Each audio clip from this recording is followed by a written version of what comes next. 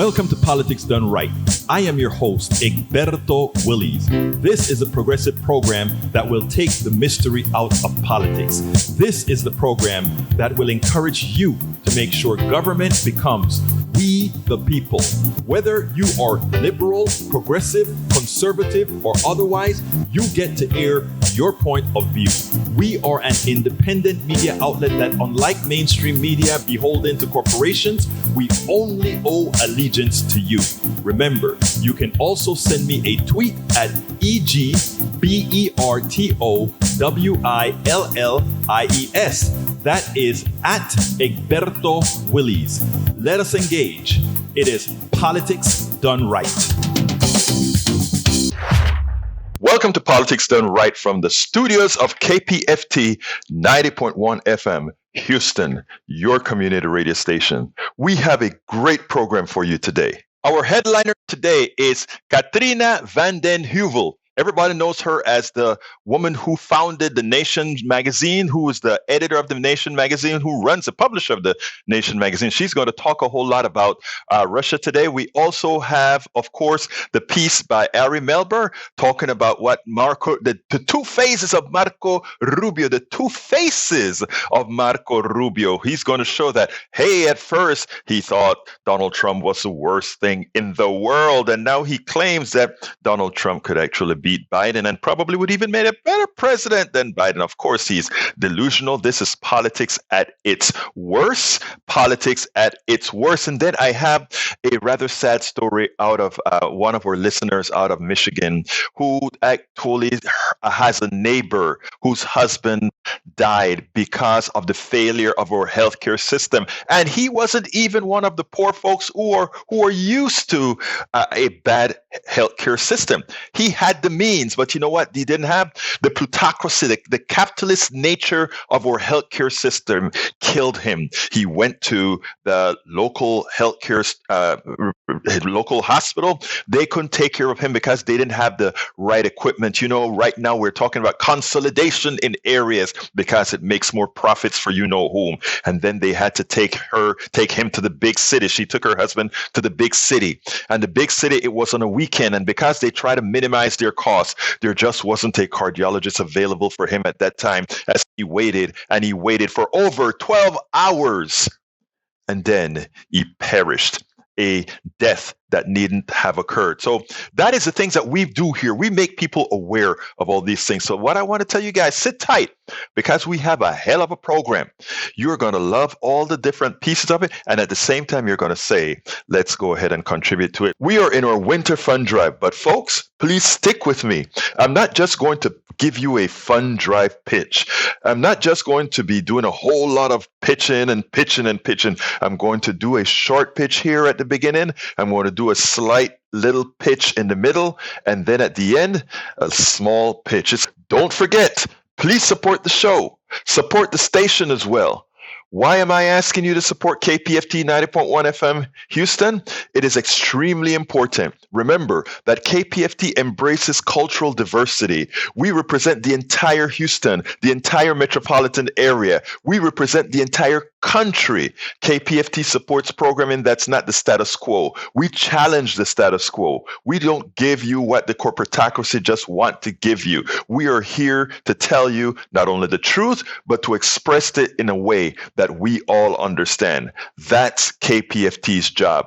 We are not trying to forget the past. We embrace the past, and we are there to celebrate the future because things change.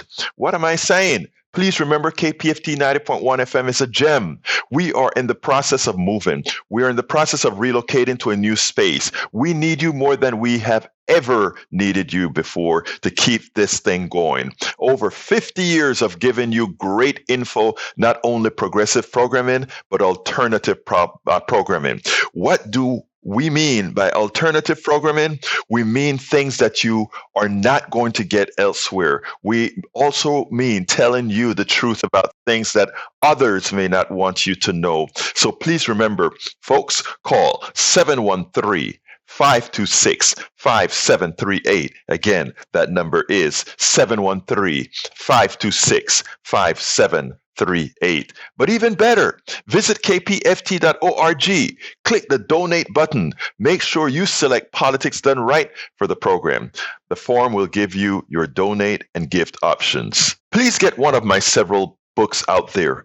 As I see it, Class Warfare, the only resort to right-wing doom, for a contribution of $120. It's worth it. How to talk to your right-wing relatives, friends, and neighbors for a contribution of $120. How to make America utopia, take away the economy from those who rigged it, for a pledge of $120. Get any two of those books for $200, any three of those books for $250.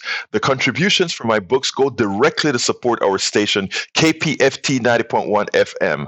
Alternatively, folks, please get your basic KPFT only membership for $40, a Pacifica only membership for $25, or choose from one of our many other gifts for your contribution. Just go to kpft.org. Choose Politics Done Right for the program and select an option either for our books or something else to support the station. It is definitely worth it. And guess what? We have a great donor. She said, Egberto, you raised $600 today, and you've got $300 from me. So, my dear friends, please get the books at either 120, 240, 150, whatever. Get the books or go ahead and get a membership. All of it adds up. Either a $25 Pacifica membership for $40, KPFT membership, the books, or other good gifts that you have at the stuff. Just select Politics Done Right as the choice. But please help me collect that extra $300 for not for Politics Done Right, but for KPFT. If you support us right now, please, kpft.org, kpft.org, or call 713-526-5738. You can really help us to get this stuff going. Hey, you know what? We've been, as you know, we are moving locations from the old KPFT location, which had to be sold. A lot of problems there. We're getting a new location, but we have to start building up the capital funds, etc., for that. So we need your support more than ever. And I tell you what, if you support us now, you help us on our way to get there. But we haven't had that good touchy-feely with our listeners. You know, I love being at KPFT and answering those phones and having my negative callers, my positive callers, my neutral callers, the callers who want to call me out. I love that. I love that exchange with our people that we haven't been having because we're not in studio. Wayne Parish, one of our great listeners and supporters, gave me a call up and he said, Egberto, I want you to cover something about Marco Rubio. I just saw this on TV and it just drove me crazy. And I want you to go out there and just talk a little bit about it. I said, you know what, Wayne, if I was in the studio, you would have called me and said the same thing, and I would have done it. So here's what I am going to start doing. If you guys have something to tell me and you want to do what you're going to see me do with Wayne here, just give me a call up or send me an email at info@politicsdoneright.com, info@politicsdoneright.com, and we'll set up a Zoom. Alternatively, you can just go in front of your telephone, do a video and says, Egberto, I saw this on this date on TV. Why don't you cover that? And you know what? I'll also flash your video like I'm flashing Wayne's video on screen, because this is what we want. Engagement. This is what you get out of KPFT. You get to engage with the person you actually listen to. You get to engage with this person or a radio station where you actually have an input in. This is your station. So please make sure to support us. 713-526-5738 or kpft.org. Do remember to say this is in the name of Politics Done Right, so that as they go through these numbers, they can see, Politics Done Right is holding its own here at KPFT. 713-526-5738. Help us continue to build up this great, wonderful station. But you know how we get this baby started. Let's get busy. Today, we are honored to have one of our great listeners out there in the Big HTX, Houston, Texas. We are here with Wayne Parish, a great contributor to KPFT 90.1 FM. Wayne, how are you doing today? So far, so good, Egberto. Everything's been going great today. Well, it's funny because when you call me up and said, Egberto, there's this guy on TV, this senator that's just talking a whole lot of crap. Why don't you say something about what he's talking about? I said, you know what, Wayne, you're absolutely right. But you know what? I wanted to hear from you to one of our listeners. So just tell me what got to you about it. Well, what got to me was the blatant lies that the man was telling. And I'm talking about Marco Rubio, Florida, senator from Florida. Mm-hmm. And his excessiveness about supporting, not supporting Donald Trump, undercover supporting Donald Trump. Yeah. He was on Ari Melba, and they asked him a question: Did he support Donald Trump? And he went out in time with these different things, but he never did answer the question.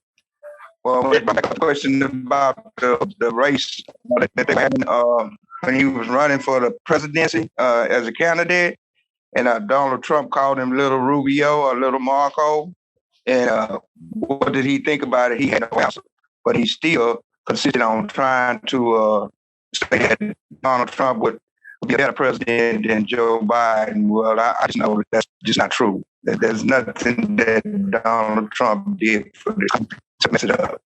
Well, you know what, Wayne, one of the reasons I said, when you called me and told me about that, I said, you know what, KPFT haven't been putting a whole lot of our listeners on recently. I just wanted to get one of our old-time listeners on to say, you called me up and said, Egberto, you need to cover this material. So what I'm going to make sure to do on my next show on Thursday is to cover this material that you talked about with Marco Rubio in Florida, so that we can make sure that all that bad information that he gave is actually corrected. It sounds good to you, my friend? That sounds very good, Egberto. And I'll get back to you with another one soon. But yeah, do that. Please do that. This has to be distributed all the way around. I mean, we're losing so much here in Texas as far as voting rights. This is just not good. And the two senators that we have here in Texas, I can't even use this. They so bad. Well, Wayne, I appreciate you talking to us. We'll have you. We appreciate what you do here. So you keep listening to the news, and when you hear these scripts, you just let us know. All right? Okay. Thank you. Peace. I don't know how I missed this one, but a KPFT listener called me up and he said, Egberto, did you catch that one with Ari Melber? And I said, no, but come on, tell me a little bit about it. I want you guys to listen to this, because this is a thing that we need to do in this next election coming up, because we can actually point out the hypocrisy and let America decide. Do you trust this one, or do you trust those who are really doing the right thing? Check this out, and then we'll take it on the other side. Take Marco Rubio as we look at the people who know better because they told us once upon a time they knew better. He's tap dancing with comments that Pence was right. He's also cozying up to Trump. He is the kind of Republican that Marco Rubio warned against. Do you agree with Mike Pence? Well, if President Trump runs for re-election, I believe he would defeat Joe Biden, and I don't want Kamala Harris to have the power as vice president to overturn that election. For years to come, there are many people on the right, in the media, and voters at large that are going to be having to explain and justify how they fell into this trap of supporting Donald Trump, because this is not going to end well. He'll have thrown this party into its most chaotic and divisive period ever, and that's unfortunate. Would almost be funny if it wasn't so serious. The trap, whether Marco Rubio knows a ton about the trap, he did seem to know about that trap. He diagnosed his own ailment. He is the doctor and the patient with a Trump sickness. So yes, some of these themes are familiar because, well, it's been the political issues in the right, across the right for the last 4 or 5 years, but Republicans warring among themselves now in a different, heated way, trying to figure out what to do about questions that the party has largely been dodging and avoiding and now is forced to face. Now, I haven't seen those types of ads out here in Texas. I'm also in DC. I haven't seen those sort of ads out in DC from the good side, from the progressive side. I haven't seen them really effectively use the hypocrisy and do the work. Sometimes I wonder who the consultants are for the Democrats. Sometimes I wonder who the consultants are for the progressive, because there is so much material to show not only hypocrisy, but degeneracy that can be explained to make these guys toxic.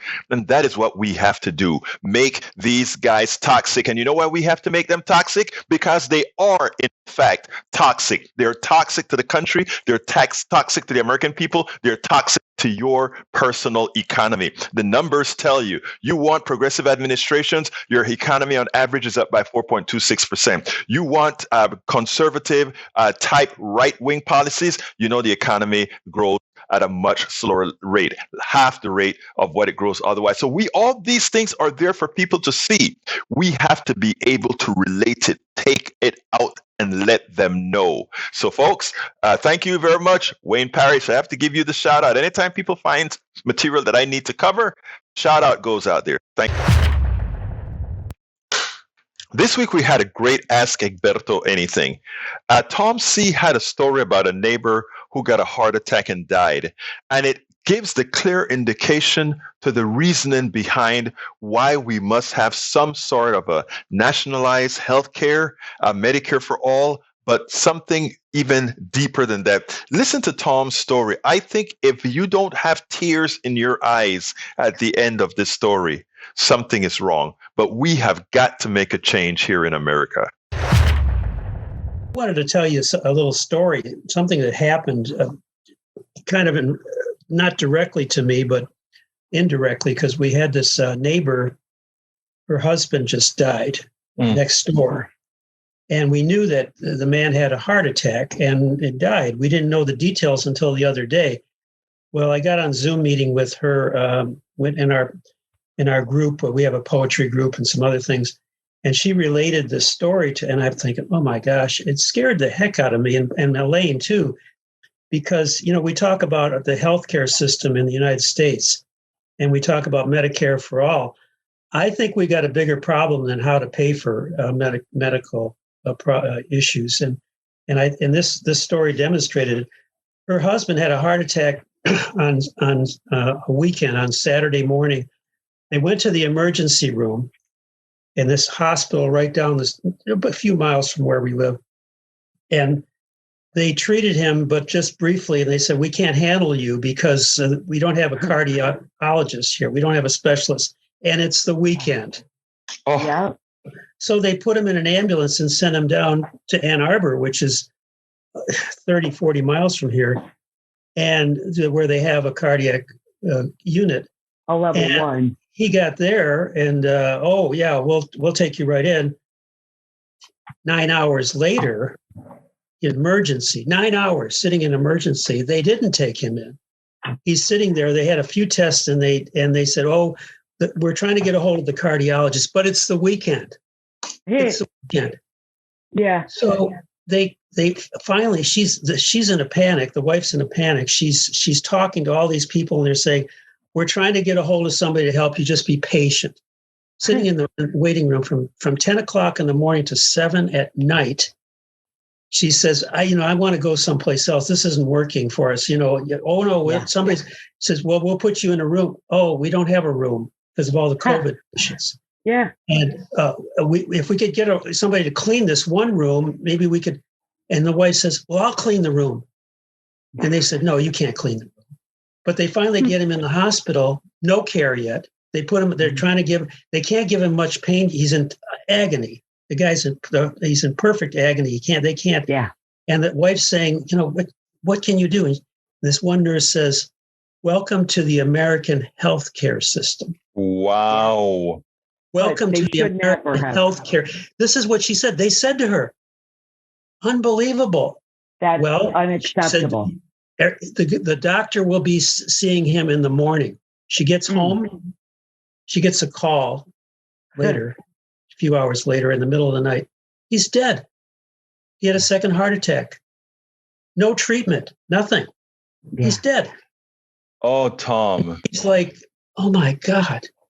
And I'm thinking, if they had a cardiologist in there, they could have had emergency surgery. They could have saved that man's life. When did this happen, Given the Tom? medication. Just 3 weeks ago, it happened. Wow. And they were making excuses. The excuses was the COVID. They were short-staffed. Okay, people were sick, and then they didn't have a room right away. COVID, but they couldn't get a hold of the cardiologist, and the excuse was, well, it's the weekend. It's the weekend. So here's my thought. We're old. Elaine and I, we're in our 70s, and it's like, well, what happens to one of us? Where do we go if we have a problem? If we have a heart condition or something? And if it's on the weekend, forget it. Unfortunately, that is more the norm than anything else. You're talking about Ann Arbor, Michigan. Yes. That's not a little town. No. And this is like a medical mecca of the area. And I wanted to tell you too, because I've been thinking about this. What you talk about capitalism, and what really bothers me. And a lot of times I'm thinking capitalism. Okay, we need some form of capitalism. But when you talk about healthcare, I think we're in trouble with capitalism because these hospitals in our area, there used to be like 4 or 5 hospitals around here different hospitals. Now they're basically 1 in our area and 2 in Ann Arbor. And they build these massive complexes with all these people supposedly, specializing. And now you go to a local hospital and they say, oh, we don't have the special. You have to go here. And so they have to transfer you. They can't take care of you. And then the emphasis is on making profits. So they want as few staff as possible taking care of as many people in these big complexes. And so you're kind of out of luck unless you've got the right situation where you go to the right place at the right time. And I'm thinking, God, do we need a national healthcare system? Yes, more we do. than Medicare. I'm talking beyond Medicare. Mm-hmm. I'm talking about maybe some form of almost nationalized system, maybe a hybrid, but where there's control over these hospitals, creating these monopolies and oligopolies where they overextend themselves. They can't take care of people. So they have these centers you have to be transferred to, and then they're all jammed up because they don't have enough staff. I want to interject because that is a story. If we had so many people, at any given time, most people are healthy, right? Or fairly healthy. What I mean is everybody here is fairly healthy. We're not going to see a doctor right now or in the next 10 days likely or anything like that. So at any given time, it only affects a small fraction of the population, and people have short memories. I mean, I think these are stories that people have to see in that guy who died from that heart attack and in that woman who lost her husband. People have to see themselves in those women or in those people. And what we've done is abstracted all of that, right? So you go on TV, person out of it, and when they tell you about how great American medicine is, you just take the top line. And then your story never gets taken. It's like, okay, Tom's story may be the exception. It's not. Mm-hmm. I have a wife with lupus. I have a daughter who just had 2 strokes. I mean, it is just amazing that we allow them to do what they do. And the moniker that's used against us when we want to do right by people is, are we really that? All right. Yeah, is it so is it crazy to want to help people? I mean, when I say help people, I mean help us all. Now, I hope you understood exactly what occurred there, what Tom explained. Somebody died that didn't have to die. And they died a slow death in a 24-hour period in which any one of those hours could have saved his life, absent a profiteering, overtaxed healthcare system. If you think we are exceptional, if you think we have the best healthcare in the world, then we can convince you of just about anything. This system is horrendous. Go to any other country in the world, including several that we consider third world countries. Something like this would have never occurred. We can do better. We should do better. We must do better. Medicare for all, a Medicare for all that prevents things like that, the death, unnecessary death of people from occurring. Hey, what has happened? Did Mike Pence wake up on the wrong side of the bed? What is going on? Suddenly, he got some pelotas. You got to listen to this, and then we'll take it on the other side. I heard this week that President Trump said I had the right to overturn the election. But President Trump is wrong. I had no right to overturn the election. The presidency belongs to the American people and the American people alone. And frankly, there is no idea more un-American than the notion that any one person could choose the American president. The American people must know, as the Bible says, that we'll keep our oath, even when it hurts. January 6th was a dark day in the history of the United States Capitol. Lives were lost, and many were injured. I know we did our duty that day. If we lose faith in the Constitution, we won't just lose elections. We'll lose our country. Well, where was Mike Pence saying that several days ago, several weeks ago, several months ago? Did he just learn that what Donald Trump was doing was unconstitutional? No, he didn't. Some polls are showing that Donald Trump is losing support. And I think people are starting to see it. And he's at the leading edge of finding out that loss in support. So what's going to happen now? The floodgates are eventually going to happen, and you're going to have the MAGA crowd sacked. Then you're going to have the sensible Republicans trying to come back. The thing about it is, Democrats better remember to tag these folks with how they used to be and have every time they were there defending Trump, even as he did the worst things any human being could do. We were talking about the media earlier, right? I want to show you a pushback on the media. And I love Stephanie Ruhle. I think Stephanie Ruhle is a good woman. And not only that, she generally gets things right. But I want to show you, I want to make sure that I play the right one here. I think this is the one here. Let's see. All right. It turns out that, Stephanie Ruhle has a problem. She said, why is it that the message about how successful Biden was with getting all his justices approved why is it nobody's talking about it? And check out this exchange. I think it was a wonderful exchange. Biden is getting a lot more done on the bench front than people realize. Republicans get credit for the Federalist Society, all those judges Trump appointed. However, Biden got more federal judges confirmed in 2021 than any first-year president since Reagan, 40 in his first year. Trump got 23. Why isn't this getting more attention? It's a very big deal. I could turn the question back on you, Stephanie. Why isn't the media reporting this? Because this is the true success of Biden's domestic agenda. And it's not simply that he has been absolutely assiduous in getting his nominees through. The nominees look very different from what we've seen for a long time. Historically, nominees to the federal courts have been drawn from the ranks of prosecutors, big firm lawyers. He's completely turned this around. Not only is there demographic diversity, there's diversity in the kind of professional experience that these nominees have. Public defenders, labor side lawyers. I mean, the array is absolutely staggering. And again, it looks more like the legal profession than perhaps it ever has. Amen to that. We do need to talk about it more. During the last administration, we talked right here about all those judges Trump was putting on the bench, white male under the age of 40, men with very little credibility. Some were ghost hunters. And we should remind our audience, 40 confirmed in Biden's first year, many of whom are true representation of our legal force in this country.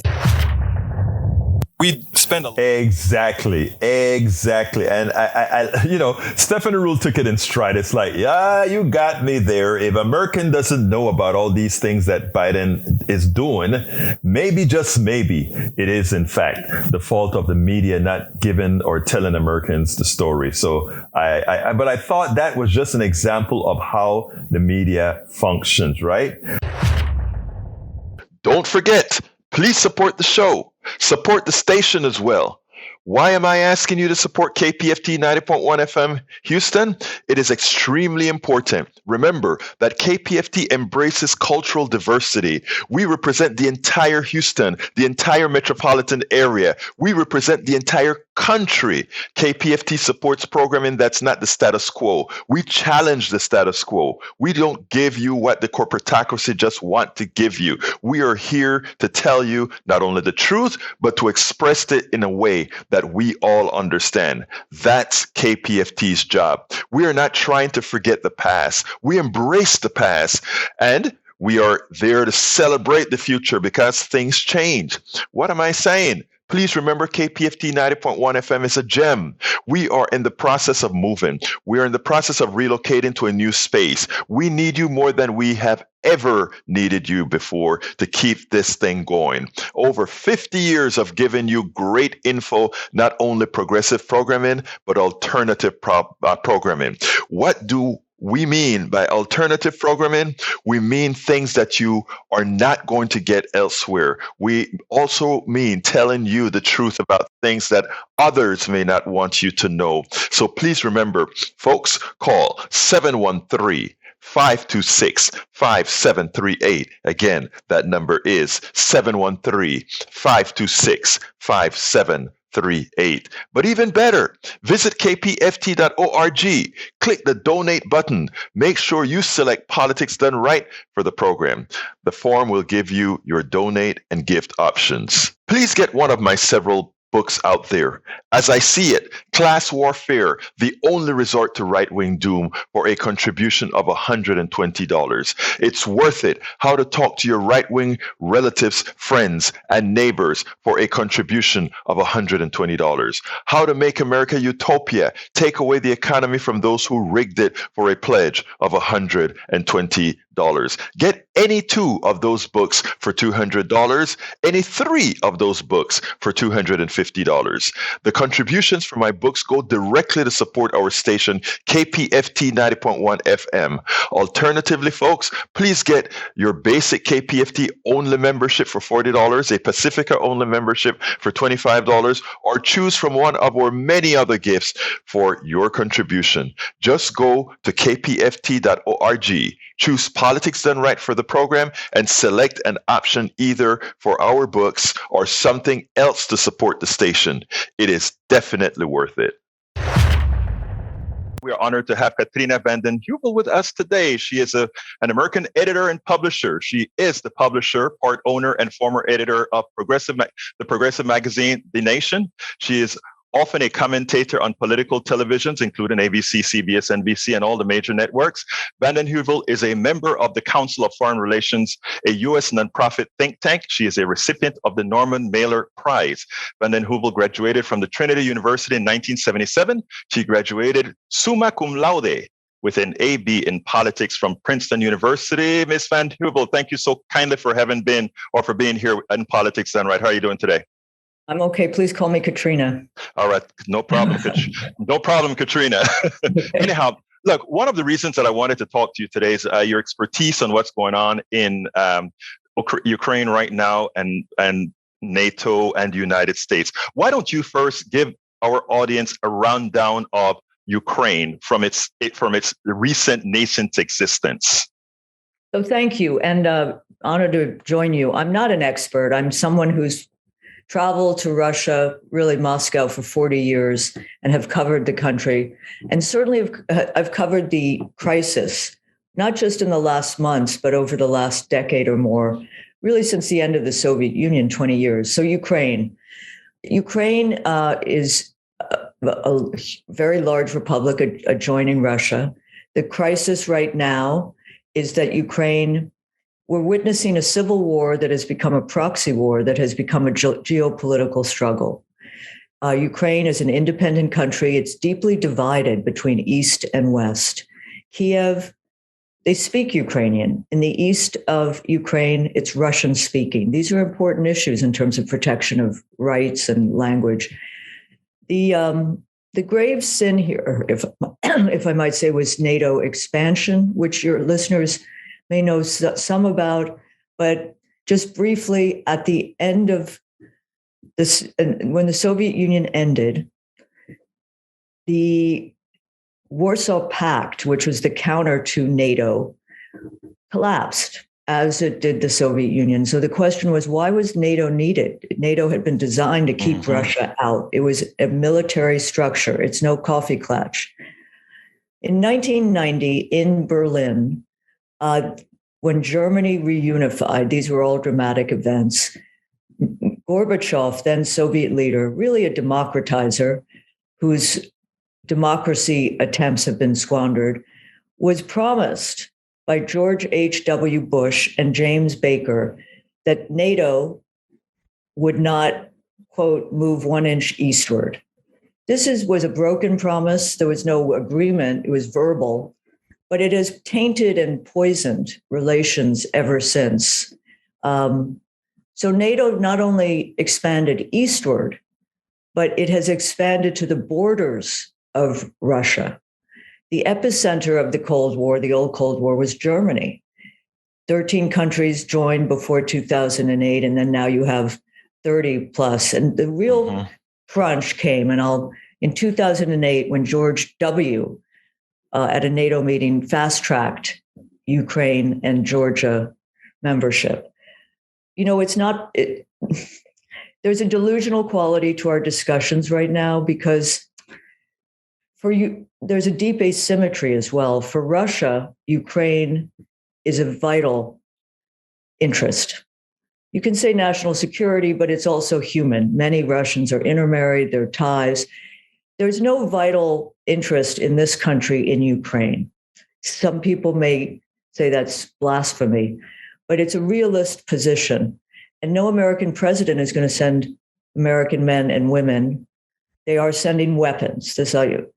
But it's even according to NATO's own charter, Ukraine could not join at this moment because of the territorial integrity issues. So it's really, so 2013, 14, there was essentially a coup in Ukraine.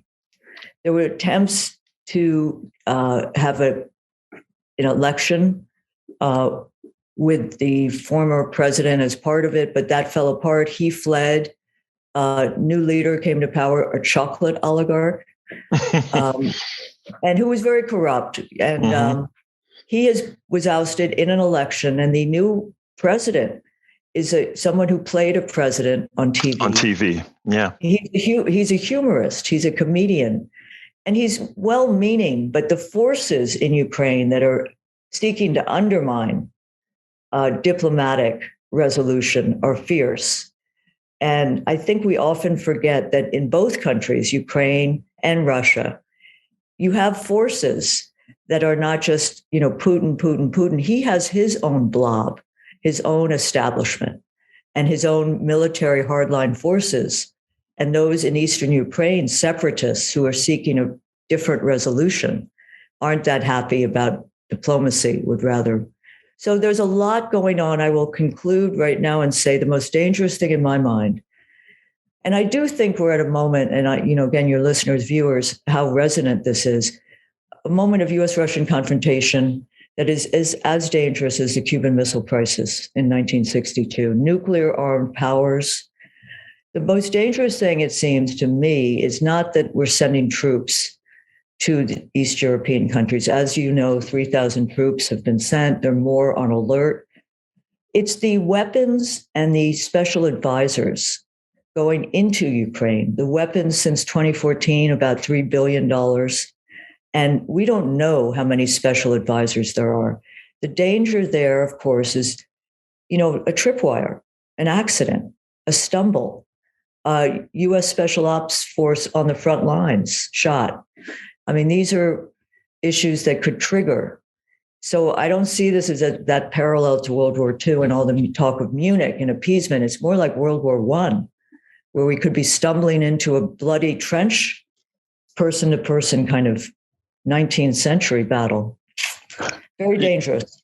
It is sad, Katrina, because one of the things that really upsets me a lot is you come on, you did it both with the Nation's magazine and many others do it with other rags out there, is that they really try to educate the American populace as to what's going on so that they can make an educated decision. One of the things that I really find intriguing is that we just got out of Afghanistan, and in going out of Afghanistan, we left the defense industrial complex needing. They needed places to arm.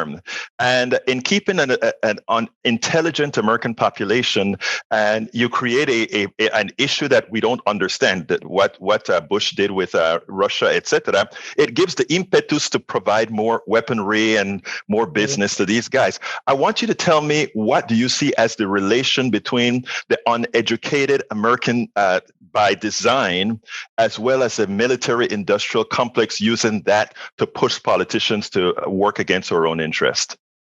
Very, very, very good question. So to step back a year or so, I think every few years the United States issues a strategic national security strategy document, 5-year planning. And it was interesting, this past document, that counterinsurgency, as it's called, was downgraded. And the new threats are Russia and China. And they're called the new threats. Now, if you take it to your good question, the weapons companies, this is crass but real, don't make that much money in counterinsurgency. The big weapon systems, big ones, are in the old forms of Cold War, China, Russia. In fact, there was a good report about a week ago. Someone got on a call. These are big companies, the big four military industrial complexes. And it was a call with shareholders. And they were boasting of how much they were making in these times, how good it was for them. I don't think you can strip away those profits and what that means. NATO, by the way, is also very involved, invested in the military industrial complex. Part of membership in NATO is that you buy primarily from US, maybe French, other companies, and that your equipment be compatible, interoperability. But here's my thinking about people. I think there's a tendency in a lot of our politics around foreign policy to blame the people. Like the people demand we do this. I think there's a lot going on in Washington, in the blob and the establishment, that has its own rhyme and rhythm. It's in its own world. I think Americans, and I don't want to speak for all Americans, but you could see in some of the surveys, people don't want endless war. I mean, there was an anger how we got out of Afghanistan, not that we did get out. Mm-hmm. It's a different issue. I mean, but it is insane, it seems to me. I do think people want an end to endless wars, multiple deployments. Who's fighting? I mean, it's class, it's race. It brings, and then the ultimate to me is think of all the crises we have to face from pandemics. I just read like we're running out of, equipment. Globally, there's an apartheid of vaccination. We have an existential climate crisis. We have staggering inequality at home and globally, and racial justice, injustice, so many issues that demand resources. So we've just come out of an insurgency, 20 years, the longest running war, except for maybe for Korea. And you know how much cost of war project at Brown University estimated, and they're very good, 5.6 trillion. Think of that. And today, the humanitarian catastrophe in Afghanistan is horrific and demands 5 billion. But the international community, such as it is, can't find that money. So I think, if we're going to go to war, which we shouldn't, I've said this, we should have an escrow account designated for the costs of war. If the people should not, at this stage, those who are suffering in Afghanistan because of all the battles. And so are we really going into another insurgency in a country which, it's just, I don't know where the wisdom is. I do know that there is a diplomatic path on offer, that if there was a will and there's a way, you can find a kind of, at a minimum, work toward a solution, which is the best we can do. Right? Well, Katrina, I think what the work that you do and the work that a lot of us are trying to do right now in getting the people to pressure their politicians. Otherwise, Yes. it's the only option that we have right now, and the only option that can actually bear results, because the opponent, the war industrial complex, the defense industrial complex, they are powerful. And right here on K Street, we know what it's like. Now, you brought up something that's going to force me to segue into a quick issue. I don't want to take too much of your time, but I really want to get your opinions on this. You started to speak about the vaccine and the apartheid in vaccine, et cetera, et cetera, et cetera. I don't only look at it as the apartheid in vaccine. I look at it as in that the crisis that we have between the haves and the have-nots so huge. And anytime we try to assist, there's a problem. Build Back Better, something that is marginally small compared to what we put out in so many places, it's problematic. First of all, what's your thoughts on Build Back Better and its composites? And also, what are your thoughts on how the hell do we get out of this dilemma?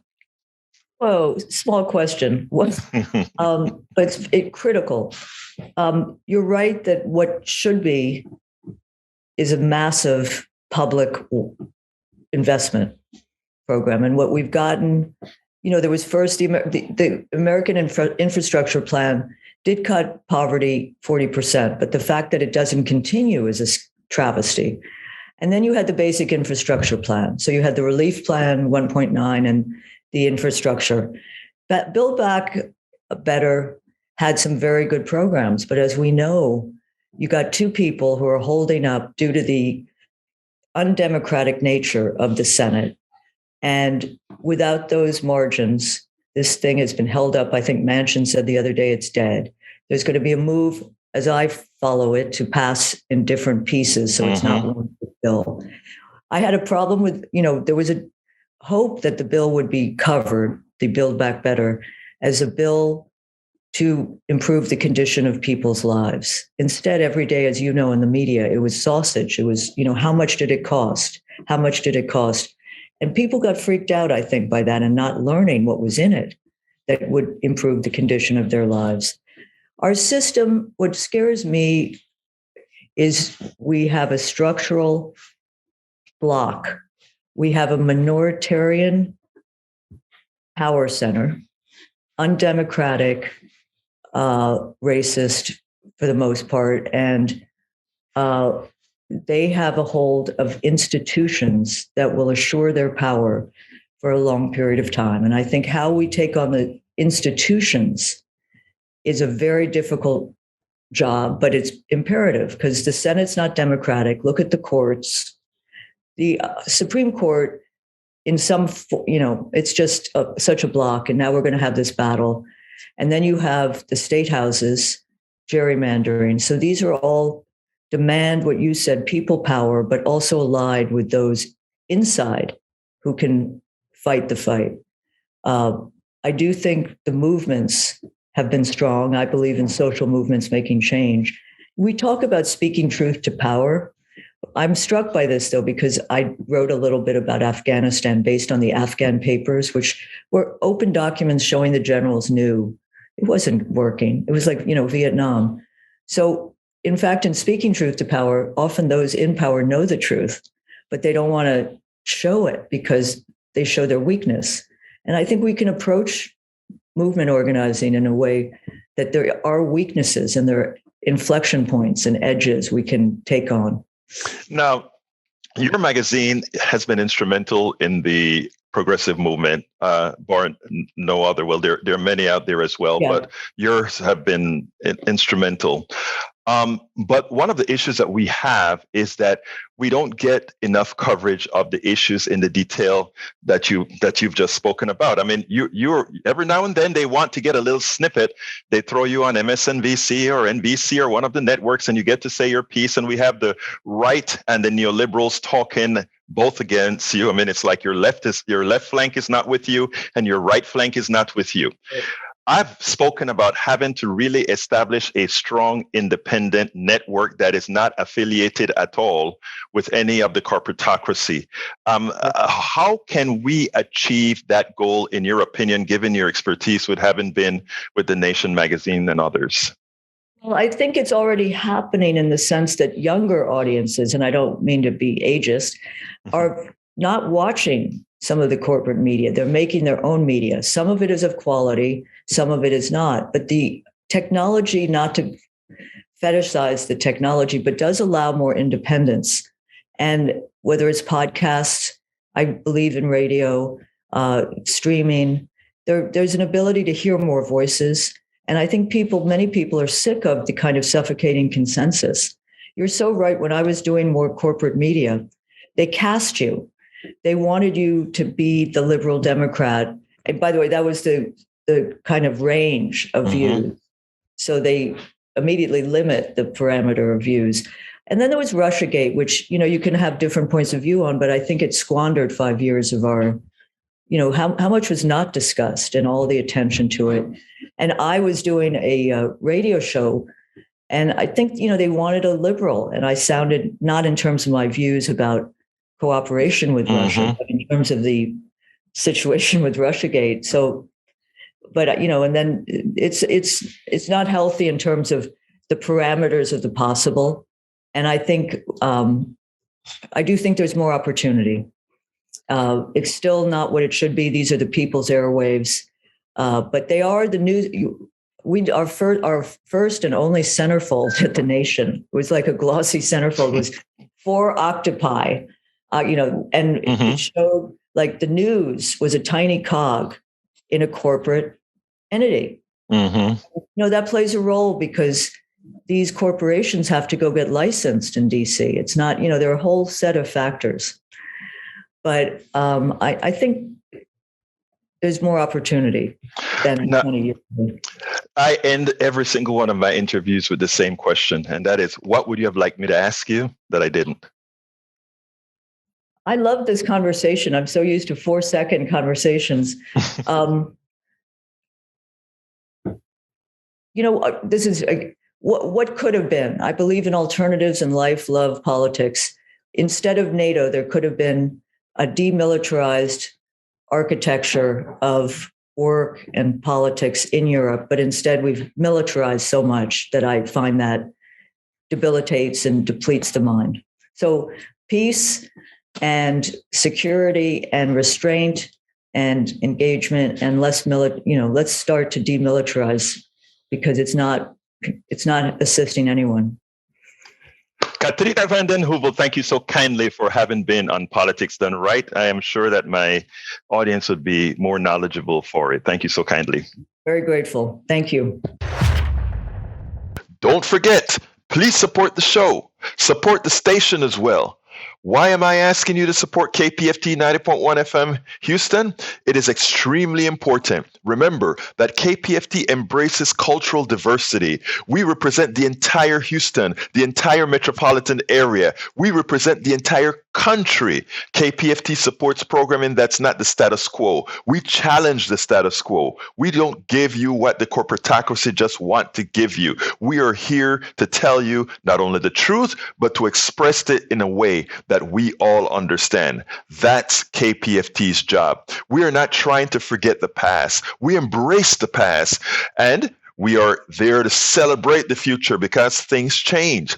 What am I saying? Please remember KPFT 90.1 FM is a gem. We are in the process of moving. We are in the process of relocating to a new space. We need you more than we have ever needed you before to keep this thing going. Over 50 years of giving you great info, not only progressive programming, but alternative programming.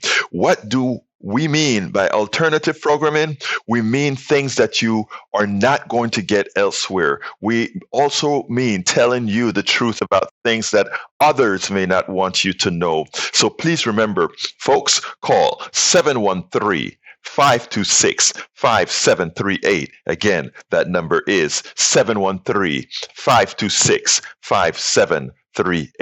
But even better, visit kpft.org. Click the donate button. Make sure you select Politics Done Right for the program. The form will give you your donate and gift options. Please remember to keep your community radio station in your minds. Keep KPFT on your mind. Talk about it. Tell your friends about it. Tell them you know about this station in town, 90.1 FM Houston, that needs your support. That is there to provide that nourishment that we need. KPFT 90.1 FM Houston. You can listen and or watch Politics Done Right Mondays through Fridays on Facebook Live at facebook.com/Politics Done Right or on YouTube Live at politicsdoneright.com/YouTube. Please do not forget to follow me on Twitter for updates. My Twitter handle is @Egberto Willies, @EGBERTOWILLIES.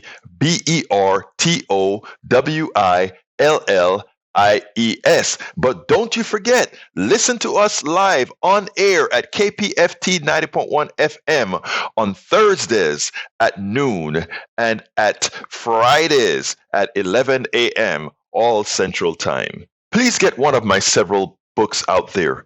As I see it, Class Warfare, the only resort to right-wing doom, for a contribution of $120. It's worth it. How to talk to your right-wing relatives, friends, and neighbors for a contribution of $120. How to Make America Utopia, take away the economy from those who rigged it, for a pledge of $120. Get any two of those books for $200, any three of those books for $250. The contributions from my books go directly to support our station, KPFT 90.1 FM. Alternatively, folks, please get your basic KPFT only membership for $40, a Pacifica only membership for $25, or choose from one of our many other gifts for your contribution. Just go to kpft.org, choose Politics Done Right for the program, and select an option either for our books or something else to support the station. It is definitely worth it. We have a great donor. She said, Egberto, you raised $600 today, and you've got $300 from me. So, my dear friends, please get the books at either $120, $240, $150, whatever. Get the books or go ahead and get a membership. All of it adds up. Either a $25 Pacifica membership for $40, KPFT membership, the books, or other good gifts that you have at the stuff. Just select Politics Done Right as the choice. But please help me collect that extra $300 for not for Politics Done Right, but for KPFT. If you support us right now, please, kpft.org, kpft.org, or call 713-526-5738. You can really help us to get this stuff going. Well, folks, that's it for today. You know how I'm going to end this baby. My name is Egberto Willies. This is Politics Done Right. And you know how I end this baby. I am what? Out.